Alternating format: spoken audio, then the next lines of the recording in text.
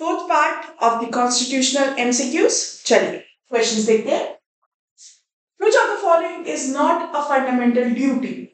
अब ये क्वेश्चंस काफी कंफ्यूजिंग होते हैं और हमारे पीवाईक्यूज में बैक टू बैक क्वेश्चंस पूछे गए हैं। फंडामेंटल ड्यूटीज को भी लेके, डीपीएसपी को भी लेकर। चलिए देखते हैं options. To abide by constitution and respect the national flag, to promote harmony and brotherhood, to uphold and protect the sovereign, to abolish titles except military and academic. इसमें से फंडामेंटल ड्यूटी हमारी कौन सी नहीं? फंडामेंटल ड्यूटीज सिटीजन्स की होती है, DPSP state के होते हैं।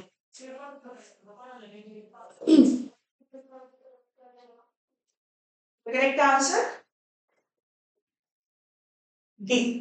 Abolish titles except military and academic, ये हमारा रोल नहीं है, ये हमारी ड्यूटी नहीं है।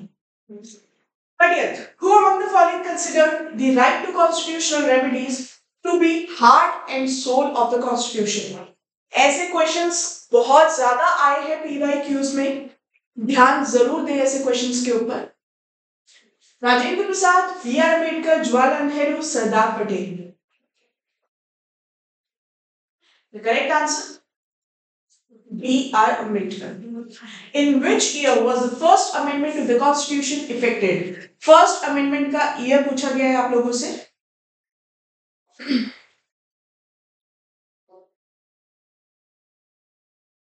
Correct answer 1951। चलो next.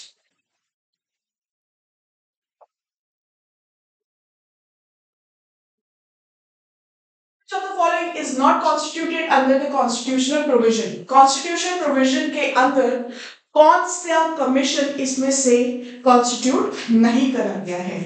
Finance commission, interstate commission, planning commission, schedule caste commission. बहुत इजी क्वेश्चन है।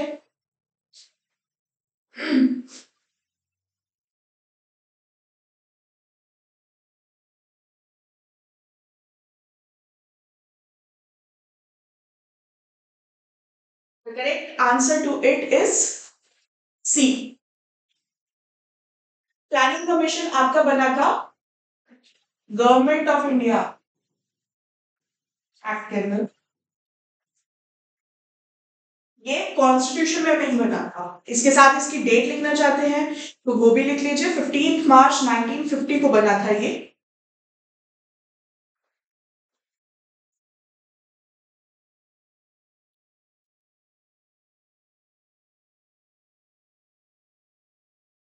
क्या काम था इसका?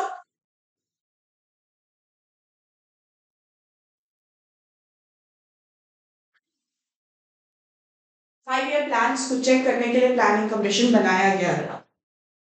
Next question, the 8th schedule of the constitution provides for panchayat Raj, anti defection, violation of certain acts and regulations, official languages.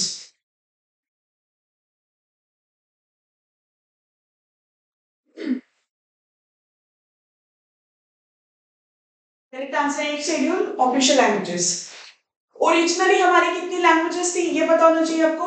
Originally हमारे पास 14 languages थी। Amendments के बाद एट प्रेजेंट हमारे पास 22 लैंग्वेजेस हैं।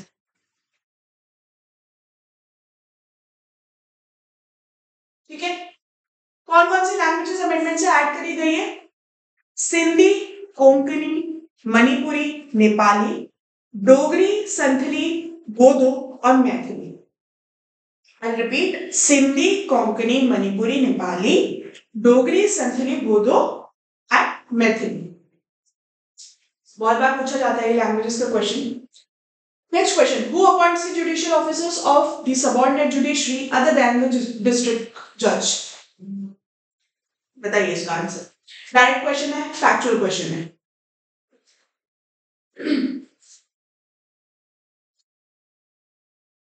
Union Public Service Commission, State Public Service Commissioner, governor in accordance with the rules made by him in consultation with the High Court and State Public Service Commission, governor in consultation with the High Court exercising jurisdiction in relation to such state.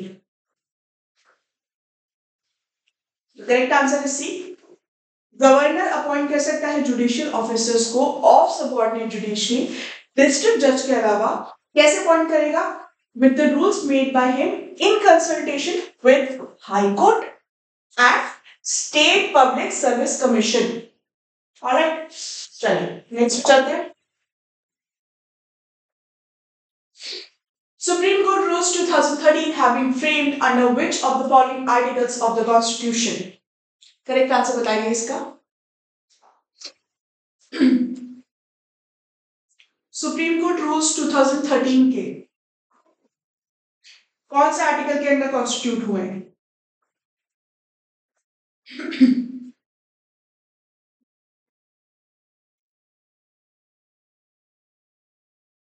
The correct answer 142. Article 142 के under supreme court rules 2013 आपके बनाए गए हैं। 136 आपका special leave to appeal है। 141 आपका law declared by supreme court है और 145 आपका डील करता है रूल्स फॉर प्रोसीजर से। Next, which of the following is the first case in Supreme Court that has exercised its advisory jurisdiction? कौन से केस के अंदर एडवाइजरी जुरिसडिक्शन बताया गया था? बताइए।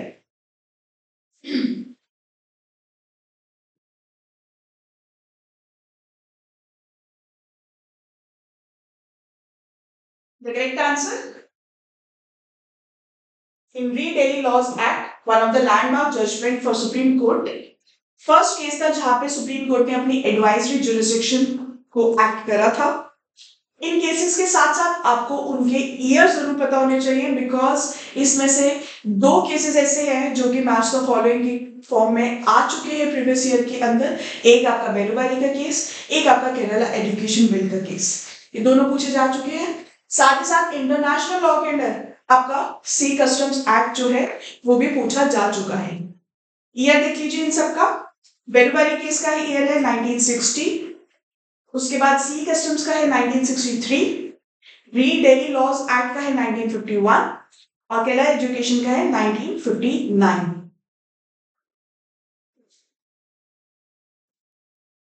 Nineteen 1963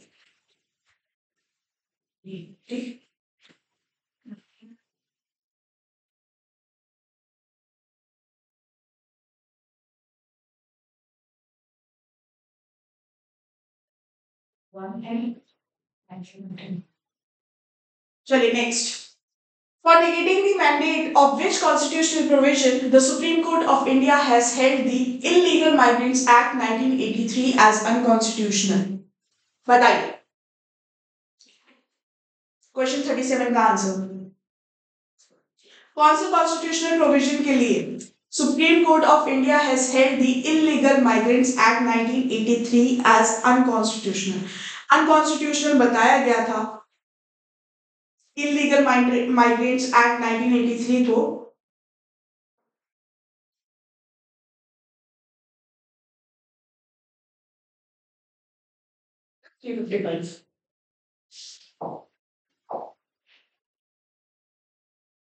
Last slide.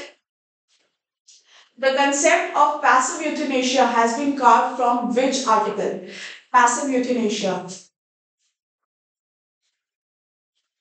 बहुत इजी क्वेश्चन है ये, ऑलरेडी हम लोगों को ये चीज पता है।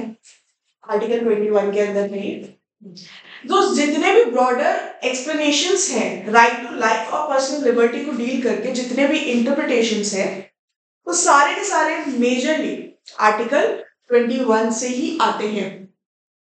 चलिए 39, Article 19(1)(f) and 31 were deleted and Article 300(a) was inserted by the following Constitutional Amendment Act. बताइए 39 का आंसर। ऑलरेडी पता है 44th Amendment. In which of the following cases the amendment in Article 31(c) which gave privacy to all directive principles over fundamental rights was declared ultra vires and void? कौन सा case था वो जहां पे 31(c) जो DPSP को privacy दे रहा था फंडामेंटल राइट्स के ऊपर, उसको अल्ट्रा वायरस डिक्लेयर करा गया।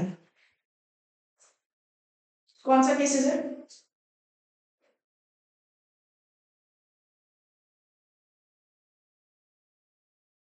Union of Wales versus Union of India.